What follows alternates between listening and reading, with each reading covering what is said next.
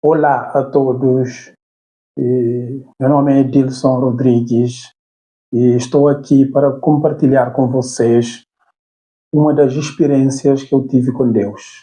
Essa experiência que eu vou compartilhar aqui com vocês, que eu tive com Deus, tudo começou em 2012 e 2013. Acho que foi numa dessa data, entre 2012 e 2013. Não me lembro muito bem a data exata. E aconteceu em Marselha, quando eu estava em Marselha, em França.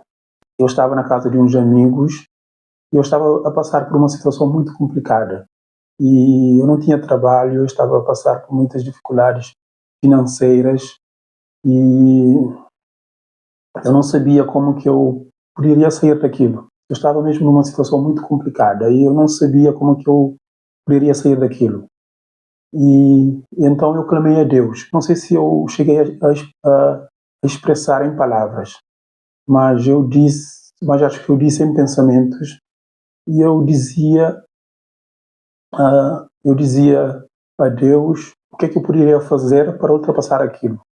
Não sei se foram exatamente essas palavras, mas de uma maneira geral, e eu acho que foi assim que eu disse.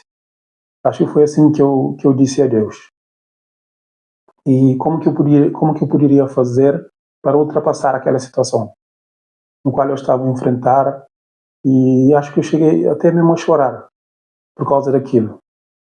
E não me lembro exatamente se eu cheguei a chorar ou não, mas acho que eu cheguei mesmo a chorar. Não posso afirmar assim com total certeza, mas eu acho que eu cheguei mesmo a chorar. E então, quando eu fui dormir, acho que estava de madrugada, e, e então ouvi uma voz que me disse: tudo que você acredita vem até você.